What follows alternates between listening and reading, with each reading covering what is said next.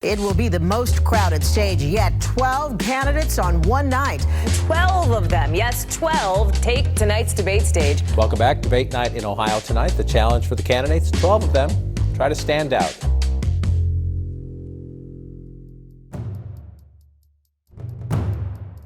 After weeks of preparations, it is finally here. Just hours from now, 12 Democratic candidates will take that stage in the CNN New York Times debate. The biggest presidential primary debate stage in history. It's going to be interesting to see. So much has changed since the last debate. If you look at the three candidates that are going to be standing center stage, Joe Biden, Bernie Sanders, and Elizabeth Warren, for all three of them, it's sort of a new debate stage. It's the first debate since the start of the impeachment inquiry. And caught at the center of that is former Vice President Joe Biden. This morning, Hunter Biden is speaking out for the first time. I'm here. Making it a hot topic for all candidates tonight. I think we should expect a lot of questions early on about Ukraine, about impeachment. For Bernie Sanders, it's obviously the first time that he is taking the national stage since his heart attack. He's going to have to reassure voters about his health and his age. And then for Elizabeth Warren, she's taking the stage for the first time as a real frontrunner. So the question is whether people start attacking her with more force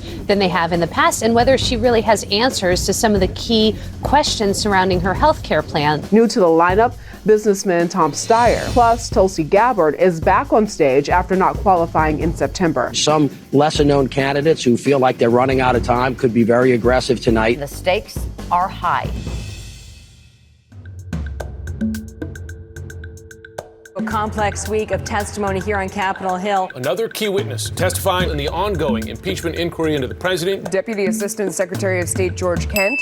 Kent testified today that he warned associates back in March about a Rudy Giuliani disinformation campaign in Ukraine. His appearance follows explosive, striking testimony yesterday. The president's former Russia advisor, Fiona Hill, delivered a blistering testimony. Hill said that former National Security Advisor John Bolton was alarmed by Trump lawyer Rudy Giuliani's efforts to pressure Ukraine to investigate Joe Biden. She said that John Bolton instructed her to go to the chief lawyer at the National Security Council and report that there was an outside Ukraine policy that involved the acting White House chief of staff, Mick Mulvaney. Bolton described Giuliani as a hand grenade who is going to blow everyone up. She told lawmakers that John Bolton was so disturbed by the efforts to get the Ukrainians to investigate President Donald Trump's political opponents that he called it a drug deal. Giuliani responding this morning. It's really ironic that John Bolton is calling anyone else a hand grenade when John is described by many as an atomic bomb. Federal prosecutors are on the case as well, reportedly investigating Giuliani's business dealings in Ukraine. He got $500,000, $500,000 for consulting with a company founded by the two Ukrainians who were arrested last week. On campaign finance and conspiracy charges, including trying to get the U.S. ambassador to Ukraine fired. We're getting more details on what was a long-term, highly orchestrated campaign. There were lots of people involved in trying to get Ukraine to interfere in the 2020 election. It sounds pretty damn close to a quid pro quo to me.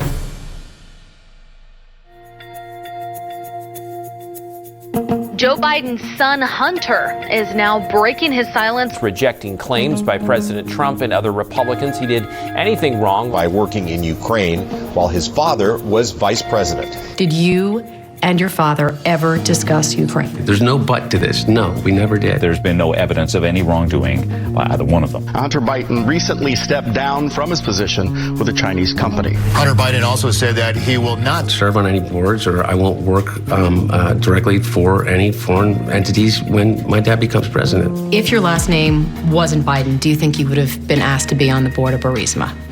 I don't know. Probably not. I don't think that there's a lot of things that would have happened in my life that if my last name wasn't Biden. The president of the United States was watching that interview and tweeting, quote, Hunter Biden was really bad on GMA. Now Sleepy Joe has real problems. You know what? I'm a human. And you know what? Did I make a mistake? Well, maybe in the grand scheme of things, yeah. But did I make a mistake based upon some unethical lapse? Absolutely not.